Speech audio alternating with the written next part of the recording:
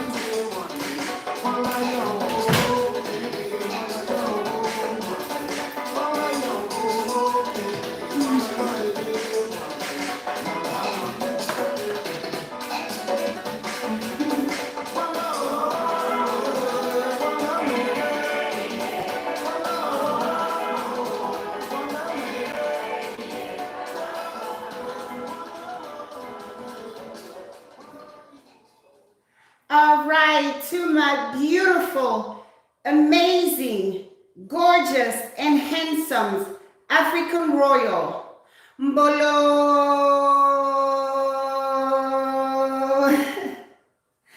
Mbolo, welcome my people. Welcome home to the royal house of Nubia, the path to return, the home of the African royals. So today we will touch on a very important topic, which is raising royal children. Okay, but before we get into the heart of the matter, let me greet all our royals who are here. Okay, my daughter of Zion, I see you, baby. Mbolo. Ngningone II. Mbolo, our Queen Hazel. Hi, Hazel, how are you? Miguel Aguilar, welcome to the royal home of Nubia, the path to return. We have Bantu Mother. She has greeted me with a gift like Africans do. Mbolo, my queen, Mbolo. All right, Bantu Queen, welcome, welcome, my Bantu Queen, Craig Art, Ancient One, Mutukongo, Sewelo Pasela, Palesa, Kalia Baker. Your namesake went back to school today. She said, I don't want to miss Friday. She's feeling better, thank you. And who else do we have here? Ernest Parker. Hey, Papa, I see you. S. Laverden, welcome, welcome home. Who else we have? All right, I think I called everybody. Amukelani, greeting, my dear royal. Who else we have? Funi Sawati, greetings, greeting, my dear royal. My crimson queen is here, greeting, my queen, greetings. All right. So, Waterlafi Clark, welcome, my dear daughter, welcome. Welcome.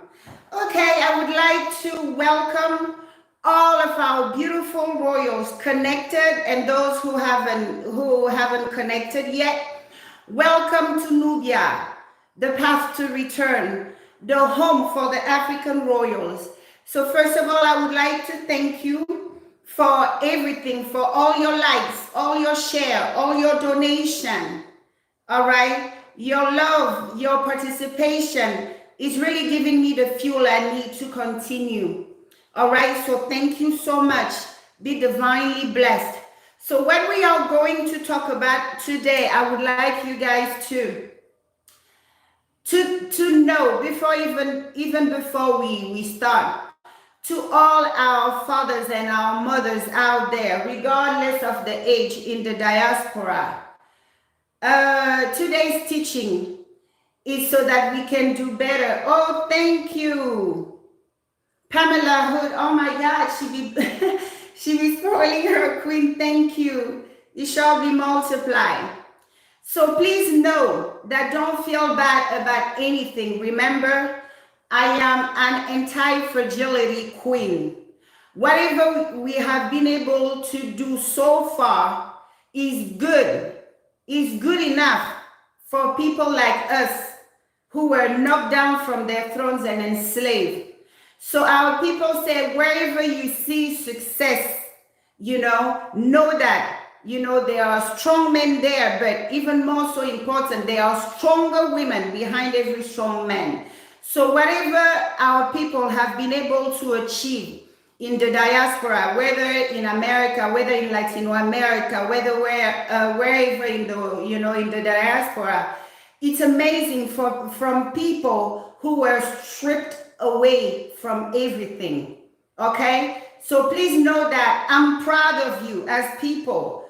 With the little you had, you were able to still be mothers and fathers to people who are amazing, to people who have beat all odds. Okay, so now I'm going to teach you more so that we can do even better. Okay, so what you need to understand before we start is that for Africans, their children are their gold. Their children are their diamonds. Okay? So for Africans, African parents, we are taught that our children are our number one wealth. Right? Our people say a rich man without children is poorer than the beggar, you know. But a poor man with many children is the richest man in the land. All right. So you have to understand the importance of children when it comes to us, when it comes to our identity and our nature. We reincarnate through children, like I explained previously. The children you see are just not your children, just like little babies and stuff. No, these are your papas, these are your grandpapas, your grandmama coming back, you know, so they bless you with that opportunity, with that chance to welcome them. All right. So number one, our children are very important to us, right? So one thing I want you to understand is that African mothers, they tell us that the birth process as intended by the creator, Tata Nzambe, you know, everything Tata Nzambe creates has a purpose. All right. In order for us to raise stronger children, the mothers must have a stronger kind of love for their children. Our people should fight to maintain their children at home and not give them away to a system that will do whatever with them, right?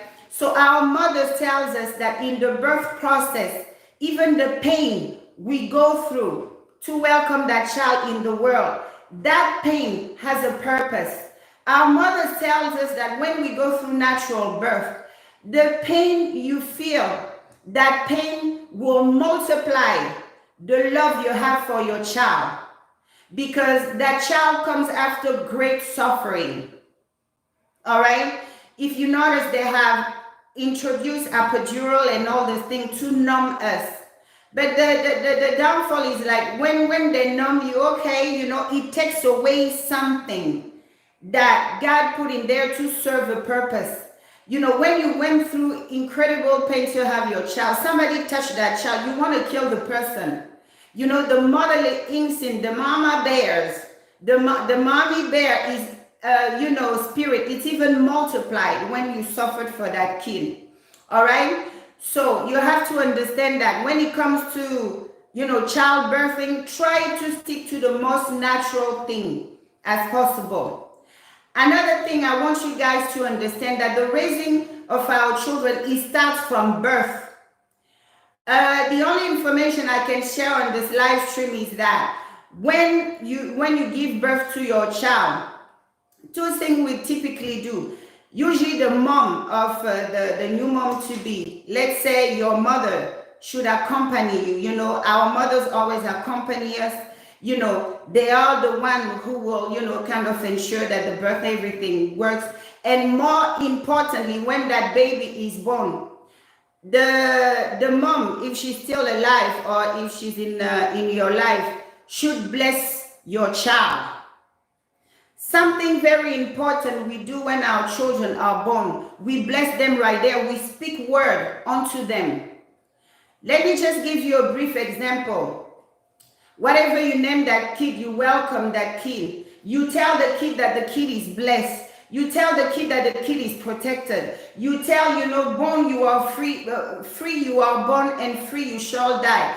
You touch his little wrist. You say this wrist, this hand will work and build and never destroy. You touch the ankles. You say this wrist will never be bound. You touch the little the wrist and the ankles, that these feet will never be shackled. You speak, whomever will shed your blood will shed his, and that lineage will be wiped out. These are the words our parents speak over us. All right. So from that encounter, you already load your baby with blessings and protection, because he who gives life is the one who holds the secret to that child. That's why the mom is very important on every level, physically, spiritually. Like, you know, in our stuff and in our warfare and stuff, when they want to take somebody's down, they try to get the mother's maiden name, because she's the one who brought him into the world. And she, you know, like I said in a previous video, life begins and ends in her. A mother can hide you like a father never will. That's why I tell our children out there, when you have children, our son, that's why I tell our sons out there, When you have children with a woman, try everything within your power to respect that woman. Some of us something that, oh, because they pay child support, they could ever, pull the children to love them more. No, we are the ones who introduce the father to the children. The woman is the one who gives you the child. This is our space, this is our power. We can give you a child just like we can take away a child from you. We can take a child and give him to another man. We have that power, and that child will regard that other man as the father. So I tell our son over there, be wise, be like our ancestors. They never get between a mother and her child. All right? So understand that you have that power. When your baby is born, speak into that baby, that wherever they will go and plot evil against you, may Tatan Zambe raise a Jonathan that will come and warn me. Bless their feet. These feet will never walk into a trap. All right? Bless their faces. Wherever they will show face, they will illuminate. Their face will, shine like the sunshine. This is how we load our children with blessings from birth. Okay, now leaving the hospital. One thing you must walk away with. Thank you. Dorel Wright, just bless his queen. Thank you. It shall be multiplied. All right. So you have to understand that for us African, we rather give birth naturally because even the pain has a purpose. You have to understand that our children are our number one wealth. You also have to understand that, you start molding and shaping your child's life from the hospital or from home. You know me, I prefer birth at home with midwives. All right? Because you have to also be mindful who's gonna, touch the head of your newborn, the crown of their head and stuff. A lot of these doctors are compromised. So just keep that in mind. So you start loading that baby with blessing from day one. The minute they give him to you, and even, when they put him on your chest, start from there. Free, you are born free, you will die. Anybody who shed your blood, his entire generation will be wiped out. Freak accident will be their share. You will never attract the people in the dark side. You start loading your babies with blessings and protection at that point. So when you take that baby home, keep in mind that the way our parents raised us back at home, Africans raise their children not with the idea that they are children. They raise you letting you know that tomorrow you're going to be somebody's father. Tomorrow you will be somebody's mother. That's why our parents intentionally, they call us papa, they call us mama. Because tomorrow you're going to father or mother some children. The way Africans see it is like you only have a few set of years to spend as a child.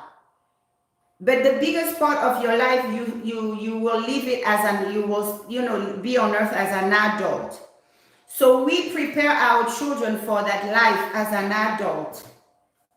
We don't let them, we don't put in their head, oh, that's the kid, that's the boy. No, we call our children papa, mama, our boys, hey chief, hey boss, stuff like that. So they grow up knowing they're going to become just that. So another thing our parents do is they assign responsibility to us from a very young age. So you train that kid with the mindset that this is a future adult. This is a somebody's future mom. Oh, thank you so much. Isadora Morgan, thank you for blessing your queen. It shall be multiplied. So basically, as you go, you prepare the kid that you will be somebody's father tomorrow. You will be somebody's mother tomorrow. Us, the mothers, what they tell is you will be somebody's wife tomorrow. So you raise kids with the mindset that they are in your house as they're just in training. And what we do, I love you too. Isadora, thank you. I love you too. So basically, you you keep that in mind as you raise our children. You are assigned a job which is to prepare them for their adulthood. Like for example, us African, when you have children, how do we get to have so many children? Is that it's a teamwork. Your mom, sister are to help. Like my mom, when she was having children, like back to back and stuff. And even us, we were participating. I remember when my younger sister was born, I was like 9. But you know that as soon as she could sleep through the night, my parents dumped her in my room. Do you know that my parents dumped her in my room? They moved her crib to my room. What does it mean? It's like I had to take care of her like my own baby. So they assign a baby to you. So when they assign that baby to you, you are responsible for bathing that baby. At night, you're responsible to remind the parents when the baby is missing something, if the baby needs new shoes, if the baby needs this, you assign, you are the tutor of that baby. You be the one, starting teaching them the ABC. It's like each one of us, we had somebody to care for. So from a very young age, you start putting such an adult. We don't really, we don't engage too much into the baby. Oh, that's a boy, or that's a this, No. We prepare our children for the future, okay, in raising royal kids. So for our children in the diaspora, inculcating our identity, letting them know who we are is very important from the beginning, from the time they from the time they come and be with us. So as I said previously, I don't really feel comfortable with the identity of Black, right? We are not Blacks. Blacks are what they made of us after they snatch us from our land, after they strip us naked. Wow, Bantu mother, hey, man, she's blessing her queen. I'm very touched by your generosity. Thank you so much. It shall be multiplied. So basically, the Black identity is the African after he's been captured, stripped naked, stripped from culture, stripped from his identity, stripped from his spirituality, stripped from his roots. So us claiming Black is nothing good. When you claim Black, you're letting them know, I'm those you can kill and walk. I'm those you can take away from, you can take away from and live to tell about it. That's what it means. So I invite all of our children out there, to start claiming your African identity. Spiritually, it plays a big role. Whomever is on the other side, when they hear you started claiming us, they will wake and be by your side. So it's important. There's things that you may not see to the naked eye, but just saying, I'm a child of Africa. You're already, activating your people on the other side. Remember, spirit obey to command. All right. When you claim Black, Black is what they made of us. After they conquered us, stripped us naked, took away our languages, took away our culture, took away our identity, took away our spirituality. And then as a means of survival, our people, they stole from us, developed a culture. Like in America, the culture they allow you to develop and promote is the violence culture. The killing of one another. These are the kind of things I hear so many of our sons saying, that if you writing good songs that can empower people, you don't get radio play time. It's intentional. All right. So you have to keep all that in mind. So we raise children to be Monkozis. We raise children to be Kandakis. Don't be shy in building up your children. Don't build them up like the Muzungus and the Ntangani do. They tell their children they come first, nya, nya, nya, nya, nya, and they go around the world really taking it too hard. They feel that everybody has to serve them, everybody has to entertain them, blah, blah, blah. They go around being savages, forgetting that they're outside their father and mother's house. You come first, maybe in your father and mother's house. But outside, what we Africans teach our children, your freedom stops. What we teach our children is that your freedom stops where that of your neighbor begins, meaning as free as you are no longer free. When in the process of expressing that freedom of being free, you are accommodating somebody else, you are offending somebody else. You know, our culture, we have borders and limits. We tell our children they are important to us, all right? But we also caution them that when you go outside, also be mindful that other people also have children who are important to them. All right? So we teach our children that wisdom from the beginning. Okay? You are free as long as you don't, trample on your brother, on your sister's freedom. You don't trample on your neighbor's freedom. So you will remain free that way. So another thing we teach our kids is humility. We teach them about the hierarchy, in the family structure. There's a hierarchy. The father, the mother, and then the children. In the West, they may have told you that their children come first and blah, blah, blah. Nonsense. All right? If you are a man and you had children with a previous wife and you separated or divorced or whatever, the woman you will marry, she has to accept the role. Our sons out there, never marry a woman who's not accepting your children. That's a Jezebel. I know that some of our people out there, they have PhD in lying. They have PhD in misrepresenting themselves. They have PhD on just luring people into traps they never signed up for. But go deep and within. If you have children you love, the woman you are to marry has to have the mental and emotional capacity to take care of your children as her own. That's the only time she will get to wear that crown of the queen of the house. Okay?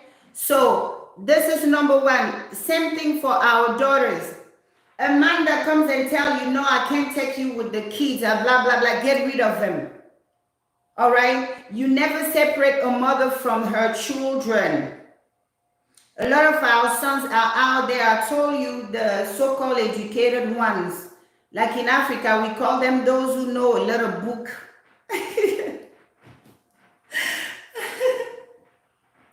Those who know a little book, sometimes it gets to their head.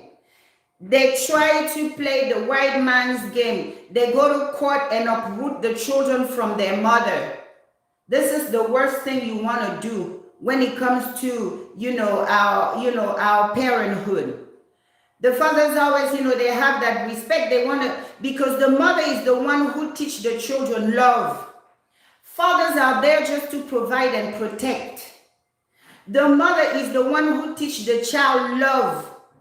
The mother is the one who teach the child like hierarchy in life and things like that. There's a lot of things that only a mother can bring to a child that a father can. So some of our sons out there taking children from their mother to avoid paying child support. Disconnect, stop it. The love of a mother is thicker. When you take these children from their mother, the one who carries her in her womb, she holds her spirit. You may take care of them and finish raising them and everything. The minute they feel they don't need you anymore, they run to their mother. You're going to feel hurt. You're going to feel used because you just didn't know that you never stand between a mother and her children. It's a fight you can never win. That's why we Africans, we go through extreme lengths to maintain the family together. will keep the mother in the compound, even if the dad and her are they no longer share, the same bed. But the fact that she contributed greatly, she gave you a legacy, children through which you will be remembered long after you're gone. She could have had these babies for her father's lineage, but she gave you that lineage. Okay, so you have to understand that without us, a lot of things goes to waste. And when you see a divided house, it's because the mothers were slacking.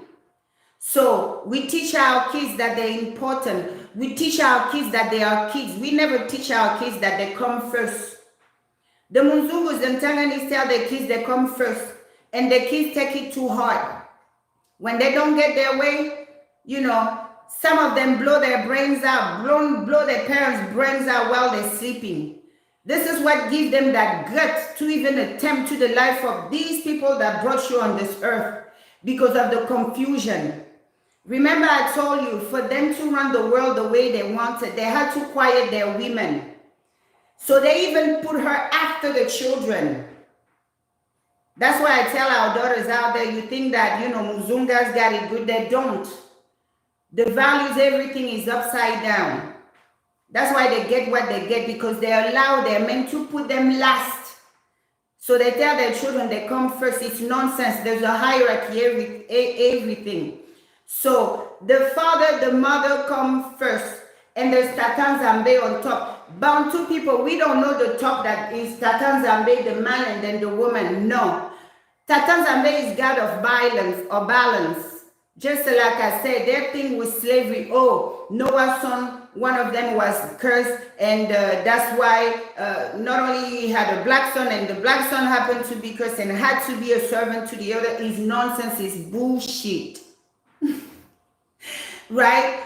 The God of universe, the creator, is a God of balance. He never runs out of supply to do whatever he wants to do. He never runs out of creativity. So the same God who created man, he created women. Man and women, when they get married, they merge fusion as one.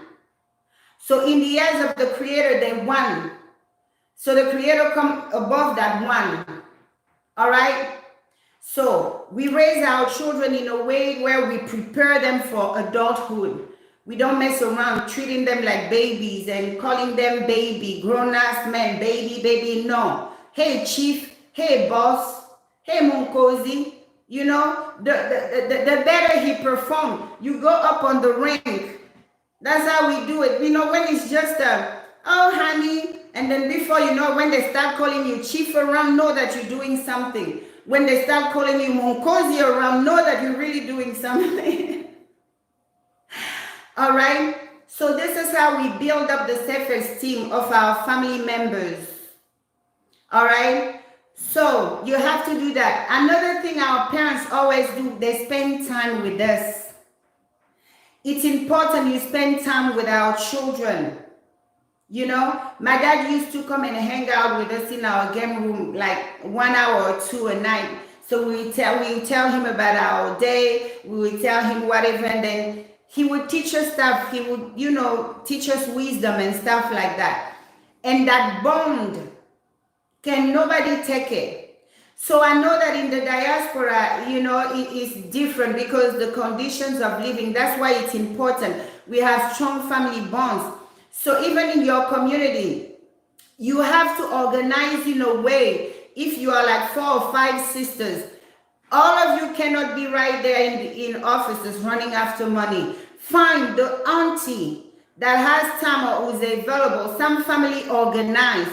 They're going to choose one of the auntie, one of the sister, to be the one who will give that education to the next generation. Like, for example, us girls, when we come to puberty, they will send you spend the summer with your auntie, just so that she start preparing you for, the talk that your mom cannot have with you, but you will feel more comfortable to discuss about with, the auntie. The auntie will tell you, like when you get your period and stuff, don't let anybody see that blood.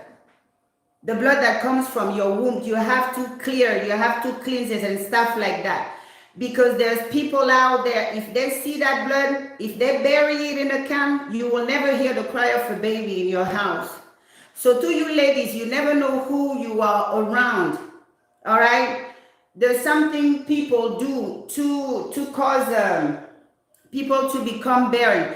So you can't be throwing your blood around like that. It's something that only you and God know. So when it comes, you keep clean. You wash it off, you cleanse it, and stuff like that. So the auntie is the one who will, prep you for such conversation. So find in your family who's that mommy. Just like I told you, African families are run like kingdom. You identify who's the healer. You identify who's the king. You identify who's the provider. You identify all this. The most nurturing sister, organize in a way where you let the kids go see them or spend the summer with the kids. Put money in her pocket. If she needs to quit her job just for her to raise your children, do what you need to do. Every family needs to start organizing. We can no longer give our children away to the system. These are royals you're dishing out like that. Okay? So organize.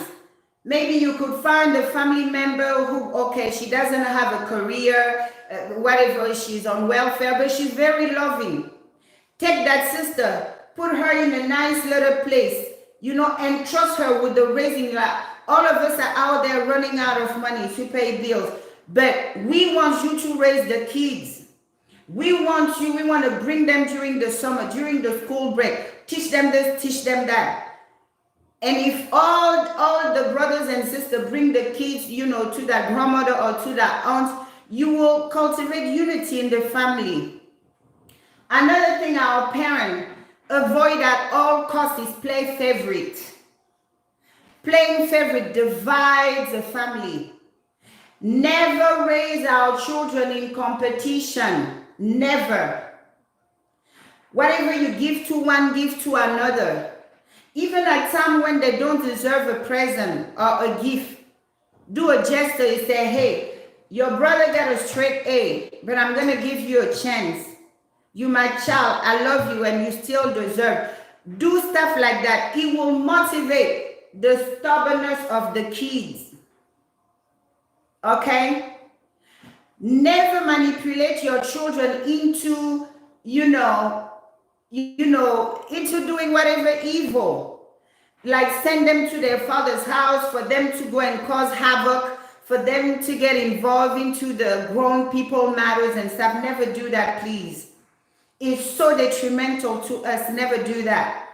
The children remain children until they're old enough to depart. Now, another thing, make it a habit when you are with children, to assign roles as you observe your kids.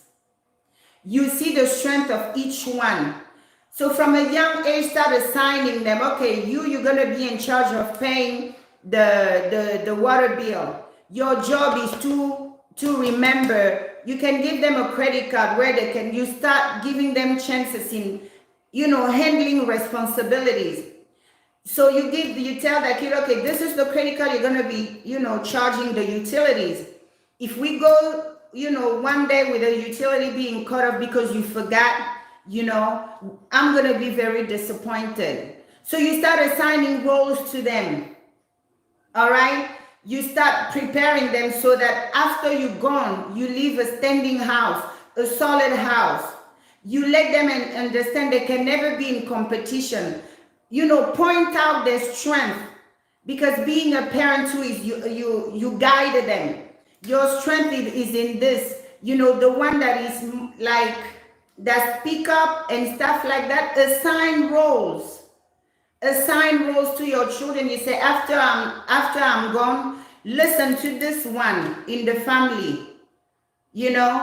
This one will be you guys daddy, you guys mommy after I'm gone. So always assign so your family doesn't scatter with people who think, they're above each other and stuff. The nurturer, tell them you're going to be the mama or the daddy. After I'm going to do this, after I'm going to do that. If somebody gets married, you give the person away, stuff like that. You prepare them for their future. So we don't indulge into that baby thing. That's why in the West you see a lot of people, they're grown, but they're so immature, it's not even funny. All right? So assign the roles, assign the jobs. Another thing, you have to foster unity from a very young age. You set the rules. You say you never fight outside the house. Never. All right? Whomever is against your brother is against you. You know, sometimes we have friends who think they can maintain friendship with the people who are in conflict with you. Then you have an agent right there. If you see you have a friend who knows people who are against you or people who have harmed you in any way, and they feel that, you know, your situation and there has nothing to do, that's an agent. All right? Don't entertain family members who will, you know, who will maintain friendship with people who are in conflict with you, nor entertain friends who will maintain contact or friendship with your enemies. All right? Unity in all. If we are united in good, we are united in, you know, during war also. Whomever fights you, fights me. This is how we build strong families. All right? But even more so important, always tell, you know, our children who we are. Stop the black thing. A black person is a captured African and enslaved African. When you tell them I'm African, born in America, I'm African, born in Brazil, I'm African, born in Mexico, you go, Why? Because they know behind you there's land. Behind you there's wealth. Behind you there's a culture. Behind you there's a spirituality. Behind you there's a covenant with the Most High. You are not naked. You are not bastard. Okay? It's important you tell our children. So you have to basically, you know, reclaim that which was stolen. Reclaim that identity. There's a lot that goes with. That's why I told you, my lovely royals, to set up your ancestral altar. You know, sometime when you're having problems with your kids, you will dream about one of your moms coming to give you guidance on how to resolve this or that problem. Okay? So in raising, you know, strong children, show them respect. All right? When a child is respectful, when a child is humble, it causes adults around him to bless that child, to take him to places where he couldn't even have dreamed to take that. Teach our children, you know, to be grateful. Because as African, when we see someone who's humble and grateful, we bless them with more. When you hear that these Chinese and stuff, they go and play nice. They're going to go and do a little gesture in a little village. But what our people give them in return just to say thank you, it's ridiculous. So they love that side of us being gullible, like some people, you know, see us in America. Africans are gullible. No, we're just generous. We give big, we love big, and we fight tough too. All right? So raise these kids that, you know, who know their place. In their house, they're a child. At school, you know, they're a child. Keep an ear. Never, I know that we live in a country where, you know, people are out there to harm our kids, but let your kid also know, you know, that you trust the teachers. You have to kind of size what kind of teacher they have. You know, if they have a good teacher, let the kid know that the teacher at school represents me. So don't think that at school you can go and act a fool. The teacher is the authority at school. All right? Because if they respect the parents, they will respect the teachers. What some of our sons and daughters do out there, the little problem the kid would encounter with the teacher and stuff, they go to school and, you know, and cause havoc. Yeah, we want to protect our kids, but also we want to raise children who are respectful of authority. All right? Because it will take them a long way. You know, when you're respectful of authority, it's very hard for someone to set you up into anything. We have to also talk about self-preservation. All right. And most of all, we have to protect our kids. You can't entertain anybody that has that thing with touching little ones, messing little ones. I see some videos where mothers, they're so desperate and stuff, they hook up with guys who come and rape their kids and they don't say anything because they no, never do that. A dad or mom is a child's protector. Never choose your partners, your men over your children. In the eyes of the ancestors, it's unforgivable. Never do that. All right? Never bring anybody around, no matter what they have to give. Anybody around who will damage your kid to the point where never do that. Never do that. No matter what they have to offer to you, you sit on your kid. No.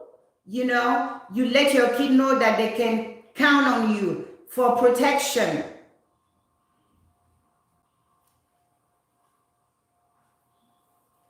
All right? So the kids have to have that confidence.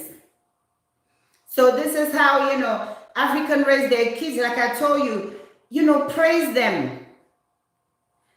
Make it a habit to tell them, I love you. You are important to me.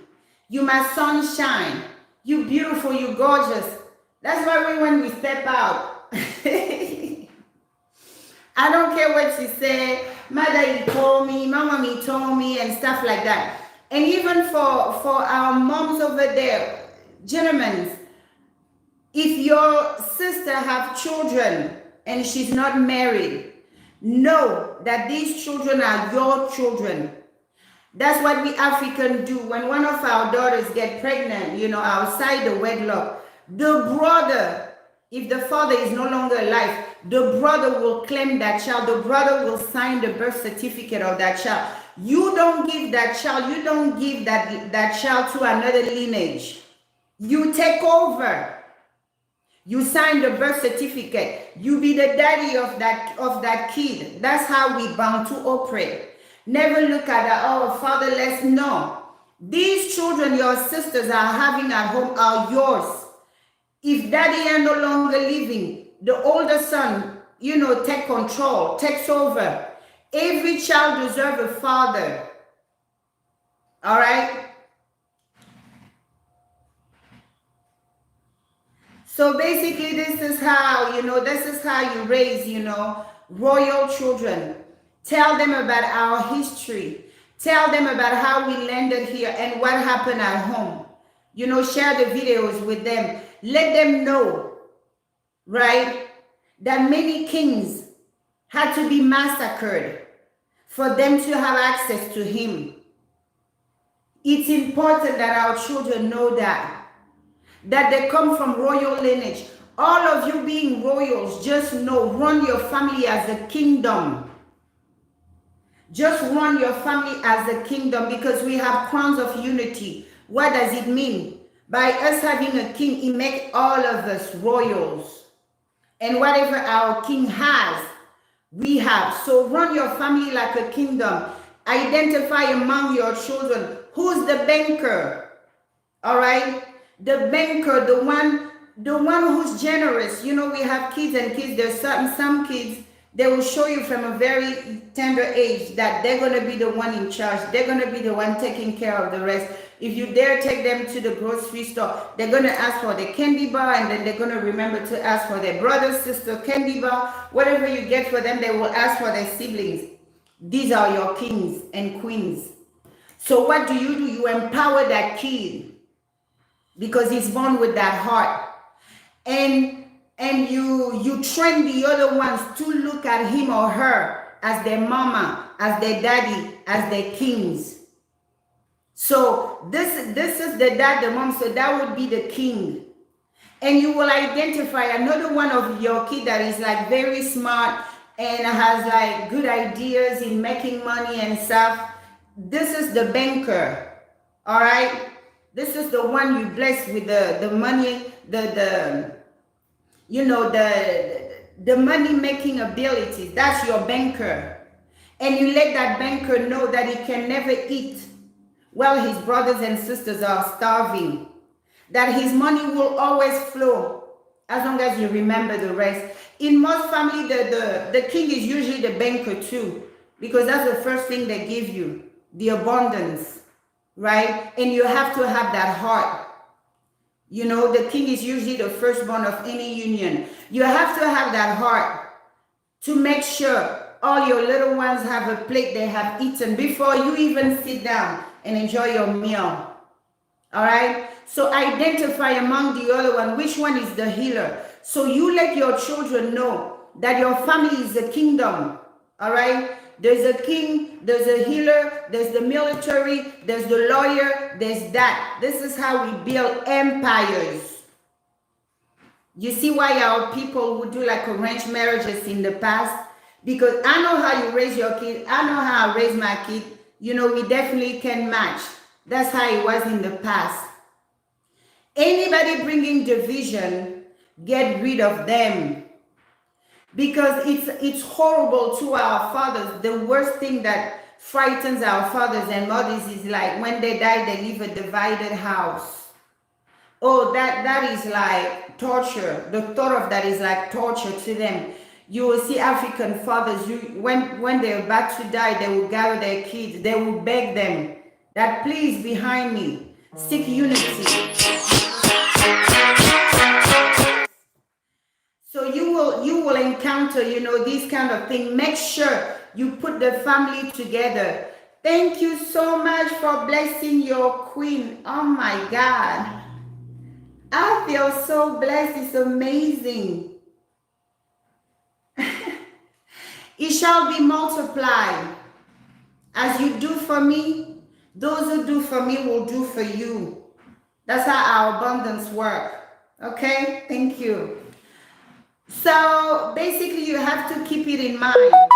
Val Williams, thank you for blessing your queen. So you have to keep it in mind. You are raising somebody future dad. You are raising somebody future mom. So what does it mean? If you fail as a mother or you fail as a father, you have already jeopardized your future generation, your own offspring. That's why I laugh to these African mothers or African American mothers who tear down their son's life because they have their own sick agenda with that child. You know, when you tear down your son's house, you know, you're leaving a boy behind. Because the daughter-in-law, that's what African mothers do. You know, they want to have a good relationship with the daughter-in-law because the daughter-in-law is the one who's going to help her house stand. All right? The daughter-in-law is the one who's going to make sure that I'm married into this clan. I joined this clan. They have tradition and culture. She's the one who will enforce that. But if you spend your entire life fighting her, it's just unwise. All right? In order for us to be bosses again, we have to fix the black family, the African family. Tell your children they are African. Forget the black thing. When you say black, anybody think they can mess with you and get away with it. Tell them they're African. All right? And I even encourage our people in the diaspora, as you have families, okay? Start a clan, okay? And I will tell you the clan in a way where, so that when we move back, that our people never cross blood. Even, let's say some of you decide to go and live in Ghana. You know, you have your family here, you have maybe 2 or 3, 4 generations. You can say, you are from the elephant tribe. Choose one of our animals from our jungle. Claim it as your own and name a clan. Okay, we are the clan of the elephant from Michigan. It means that even long after we're no longer here, one of your sons, you know, we already have moved the family back at home. Some people from your family, let's say, chose to go and move to Ghana. Some others chose to go and move to Kenya. Others chose to come and speak French with us in Gabon. So wherever they will meet, they will ask each other. You know, even hundreds of years after we're gone, they will ask each other, what is your paternal clan? If they say, okay, I'm the clan of the elephant from Michigan, so it means that these people, the original answer is the same blood, and therefore they cannot sleep together, they cannot have babies together. That's how we keep our blood pure. All right? So start organizing. Things that happened to us in the past, you know, they were having son raping their mother. These savages went through. But we can't, we have to cut all that and claim. All right, you can say you're from the clan of the jaguar, the clan of the leopard, of such and such, and you tell all your family members wherever you would move to. This is so we know that those who left came back, and this is their offspring.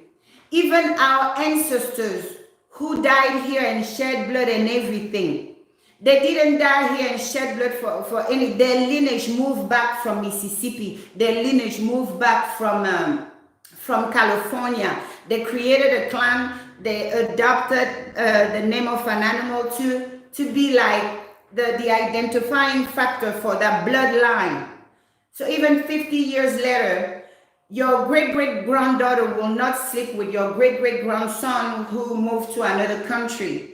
You see, this is how we keep, you know, our blood pure. We don't intermarry. We don't do that. We don't cross blood like that. So, you know, these are just thoughts. These are, you know, things you can do to kind of recover that which was stolen. You know, our ancestors didn't die in vain. All right. So remember, when you raise children, tell them they're important. Always praise them. Let them know they're important, but also establish boundaries. You know, you're important to me, but don't go around thinking everybody is going to attend to you and is going to, you know, treat you the same way. When you're out of our doors, carry around humility, politeness. Always say thank you, because politeness opens big doors. All right? The people in power will elevate you than if you come around with arrogance. Somebody lied to you that you come first, but they forgot to tell you where you coming first. Stop. That's why you have these people going around Mzungu thinking everybody is to serve them, thinking everybody is to entertain them, thinking they should get access to every group, you know, stuff like that. It's because of that. So you stay focused. Love your children. Never use them as a weapon. Never. You know, keep them innocent. Keep them pure. And as they grow, you introduce knowledge.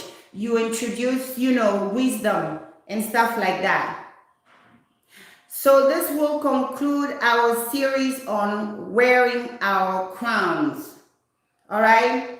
So next week I will start a series on, you know, learning our wisdom. I will find different African proverbs and enlighten you on that, because behind every African proverb there's such wisdom. So that's what we will start doing next week. Okay, my beautiful royal. So let me see what kind of questions do we have. Oh wow, thank you. Our amazing royals are here. So many have blessed their queen. Val William, thank you. Be blessed, my royal. Hazel Eugene, be blessed. That's my local queen, H-Town.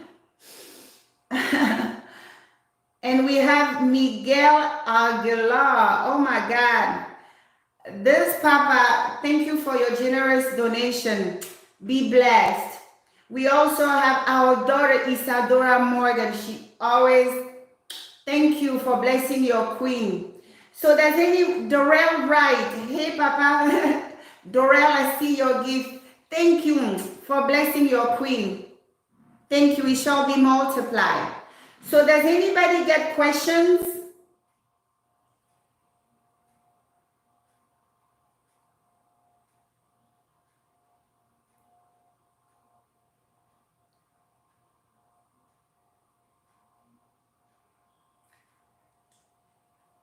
Let me see.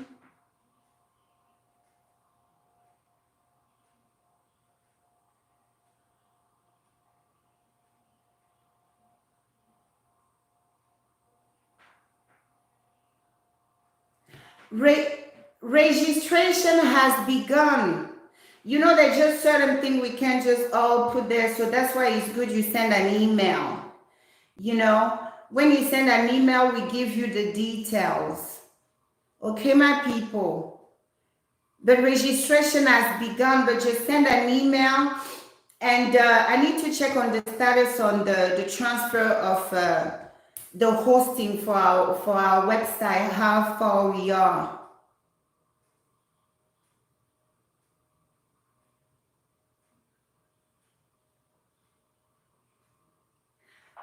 All right, how do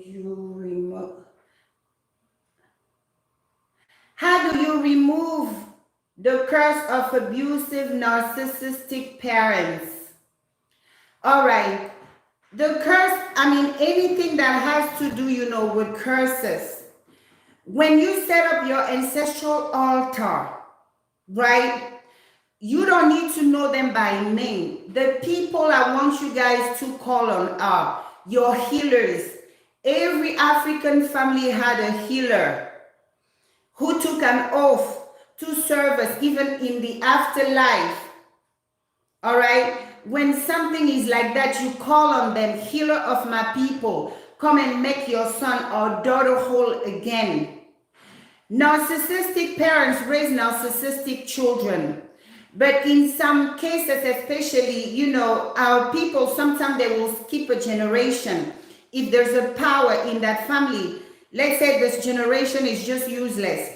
You will see some people in that family are just messed up, but these people have a child or two, or all their kids are just so brainy, so well put together. It's because the ancestors, the other side, kept the parents' generation and bestowed this blessing on these kids. So it's important that you as the person, if you've been raised by narcissistic parents, all right, number one, you have to forgive them, right? You have to forgive them. You have to surrender them in the hands of Tata Nzambe. Tata Nzambe punished severely parents who abuse their children, parents who let their children go without, parents who do all kinds of things to their children. They think their children are mean for them to get whatever they want in life. Tata Nzambe, I mean, he punished them severely. So one thing you want to do, number one, is forgive them. All right? Tell Tata Nzambe that you surrender, you present them. He's the one who brought them about. And he wants us to honor them. He doesn't want us to judge them. What I will do is move away from such family member. I will cleanse. I will, take away that burden. I will ask Tata Nzambe to heal me. I will ask our ancestors. I will call on the healer of my lineage to come heal me. I will ask not only that, but for them to remove that resentment, the heaviness, because remember, we are of life, love, and truth. When somebody, does so much wrong to you, what they hope is like they take away your true self. Whatever God sent you on earth to do, you decide not to do it anymore because you are so hurt. If you let that go down like that, they have won you over. When somebody knocks you down, what they hope is that years after years after years, you're going to remain on the floor. So be conscientious of that. And for you, the children, if you see, let's say you're the firstborn, the second or the third of a family, you see that your dad or your mom is lacking in some, don't worry, take over the raising of the youngest ones. Take over. All right? Forgive your narcissistic parents. Move away from them as possible, because narcissist people, when you are no longer a supply to them, they will try to destroy you by all means. They will try to discard. That's what they call, oh, I'm done using you. Okay, now you don't want to do what I want. I'm going to destroy you. So they're very dangerous individual. So stay away from anybody like that. Anybody who will pose condition. You can only be their son provided you marry with whomever they want you to marry, provided you do the profession they want you to do. These are narcissists. Stay away from them. Forgive them and move on, because you could be the crown, king or queen of that lineage. I told you sometimes they skip generations. If sometimes you wonder why you would see some families, the parents are so messed up, but the kids are outstanding. It's because they skipped a generation. All right? It happens all the time. So walk away. Don't judge them. Don't never get on their face.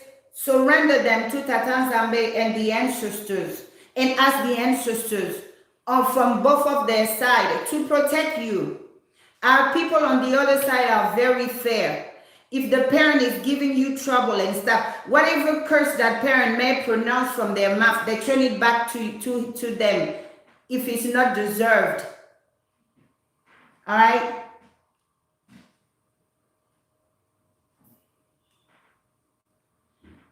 Let's see any more questions.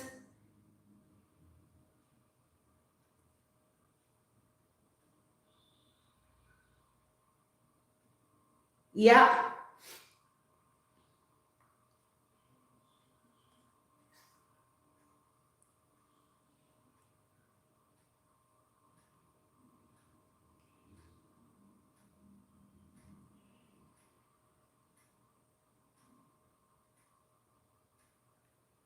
All right, any more questions?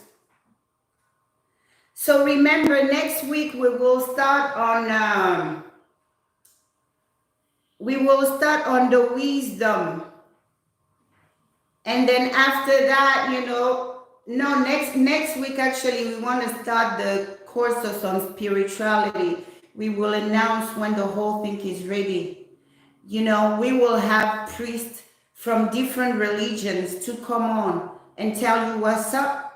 And you can go with which one you want. If you want Vec, you go with Vec. If you want Vodou, you go with Vodou. If you want Milan, you go with Milan. If you want the Kemetic spiritual, you go with the Kemetic. We have a lot when it comes to our spirituality. We were never put on earth to be anybody's slave. Any book that will tell you that, throw it away.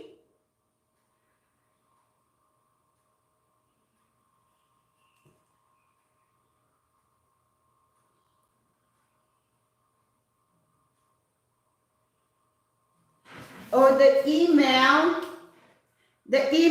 is NUBIA.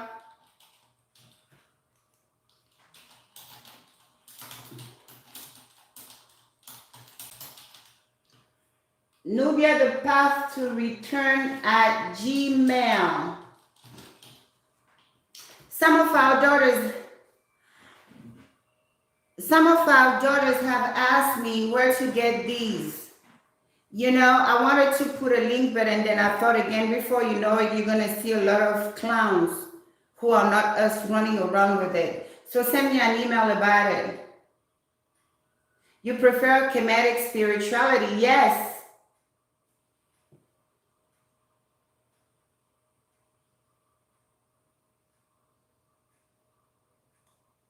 All right.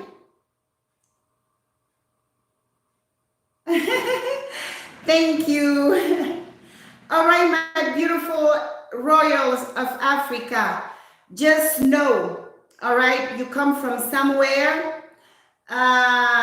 It was with a lot of sweat, they drag you guys over here. But just know that you are divinely protected, okay? You are divinely protected. There's a lot that comes with us as Africans. Our daughters are heavily protected. Don't think that when you are out there stripping our daughters naked, putting them on a pole, having them work so that you can eat and do whatever you guys are doing for our daughter, you're doing a disservice to yourself. And same thing for our sons. Sometimes some of our daughters who have become a Muzungu, they just look, like us on the outside, but in their mind they're already Muzungu. They go and play around these Muzungas game, cheating on them, going around and doing just whatever, setting them up for all kind of stuff. Know that the mothers are really like on the spiritual and stuff. They be vicious about their sons. So we just need to stop any evil against any of us. You know, we are to build strong families. We are to get well ourselves, and then only then we can raise healthy and royal children. Royals are nobody's slave. Royals just don't follow the tendency. Royals are original. Royals are gorgeous the way they are. You know, what you have to know that you are not black. Black is a color. You know, they name you black because themselves don't have an identity. They just call themselves white. So they had to strip you naked too. You are African. All right? By acknowledging that alone is like you reclaiming your roots. The guardians of our people, they don't need to know you by name. The minute you call for help, somebody was assigned to your lineage, to your tribe, to watch over your back. So it doesn't matter if they brought you here by force and strip our people naked and try to do every and anything for us to forget about who we are. We are who we are, and we love who we are. Okay, my adorable African royals. All right, so we will end this chat. Thank you so much. Oh my God, we have more people. It's so great to see all our royal getting along, spreading the love. Oh, I'm such a proud queen. I love this. You have no idea, my people. I love this. Bayete, my son.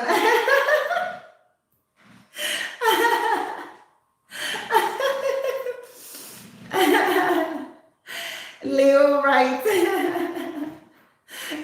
He's giving me the royal greeting in one of our languages in Zulu. Oh, our people are amazing. We are the children of nature, yes. You love my hearing, my hearing. Oh, thank you. Dorel, right. I love you too. Thank you, thank you. So be out there, empower our children.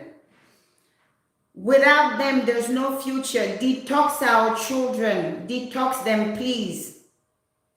Detox them. Tell them who they are. Tell them they're important. Let's organize families. Let's assign that aunt that will be the keeper of the next generation. Coach them when the girls are about to become women. Sit them down and have that sexual education. Our mothers, you know, there's something we do for girls when they're between the age of 14 to 17, 18. You know, it's like summer camp. You go to the jungle and you have these mamas. They coach you, they tell you what a woman is. What does it mean to become a woman? How do you keep a house clean? You're going to spend like a month or two over there. They teach you everything from cooking. There's a week they're going to teach you how to cook. There's a week they're going to teach you, you know, how to sew. You know, a lot of girls come out of this training with some skills. You have to know about the basic of everything in life. They teach you how to become a wife. They teach you what to tolerate within a marriage, what not to tolerate. All these things, they teach you how to, you know, take care of yourself while pregnant and all these things. We need those camps. Since we're moving back home, we can do whatever we want, right, my people? We send our kids to the jungle. And the boys have also their training. They teach them how to become a man. You know, how to hunt, how to fish, how to do all these things. It's fun.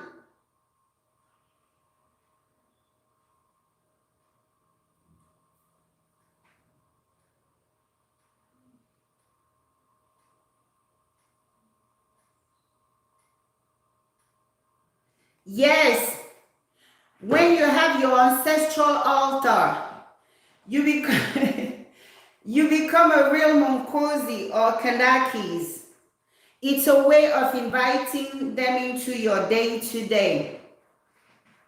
You be having dreams about people plotting on you. They be playing their conversation in your ears like a radio station. It's fun. Connect with our people. Okay?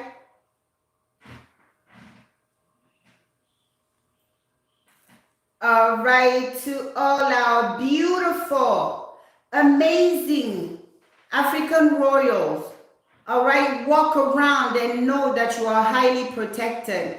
Somebody sent an email and asked me, when I say we are highly protected, what does it happen? What does it mean and stuff like that. The person watched the video, The Birth of the Queen, and then he said, yeah, you mentioned that our people came naked and remain naked until then. What did you mean and stuff like that? I'm like, yes, our people came naked. You know, when they captured our people, they would strip them naked completely. We just leave a little piece of fabric. And not only that, when they brought them here, they stripped them of their identity. They stripped them of their name, their culture, their spirituality. You know, just leaving them naked to ensure they will be slaves forever. So after the curse was lifted, and like I said in that video, for the first time, power came home to crown one of us. It meant something. It means our power is rooted. All right? Because community, when they go somewhere, they take their power with them. They always have that spiritual leader, 2, 3, or 4, wherever, that hold their juju. So whatever they want from that new country, they get, and they are respected and they're protected. Our people came naked. So the Bantu awakening was predicted. There's some of you that haven't even come across my channel who already have been crowned in their dreams. They have been given something in their dreams, and they're being led by other people on what to do. So remember January 6th? So let me just tell you how it would have gone down before the curse was lifted. These people would have made their way in the capital and massacre our people like a horror day, right? But incredibly enough, you said that black Officer Goodman, right? One guy, he didn't even have a gun. He wasn't pointing them. He had a little stick. He neutralized an entire crowd, a whole mob that just don't beat up people at the entrance. That just done killings, trampling on cops in the entrance. That papa with one finger, he had a little stick. He kept them in check. This is how our soldiers, this is how our guards, this is how our mercenary operate. When they show up, it takes one of you to answer that call of courage. They couldn't go past that line. They couldn't overtake him. They couldn't overpower him. They couldn't do none of that because they were seeing our people. You couldn't see them to the bare eye. I saw them, and here they are. Game over. Things have changed. They better respect. All right? So you see that happen. That's why I'm telling you guys, we are no longer under the curse. We are no longer... Anybody messing with us is bound to pay. That's why I'm here to tell you, my beautiful and amazing African royals. Okay? So until next time, be divinely protected. Be divinely protected. Divinely sheltered. All right? Make sure you give proper thanks every day. You don't need a big a big elaborated, prayer before you go to bed. Oh, my people, thank you. Tatanzambe, thank you. Thank you for this, thank you for that. Make it a habit and you will see. Whatever was a hurdle, whatever was a problem for you would miraculously just, open. All right? So be divinely guided, be divinely protected. All right? Until next time, my beautiful African royal, may our ancestral shield you wherever you are. All right? Shield you wherever you are and make you invisible to those of the dark side. All right? Be protected, leaving your palace and be protected coming back to your palace. All right, my lovely. So until next time, peace in your homes, love in your heart, and unity. Love you all. Mwah.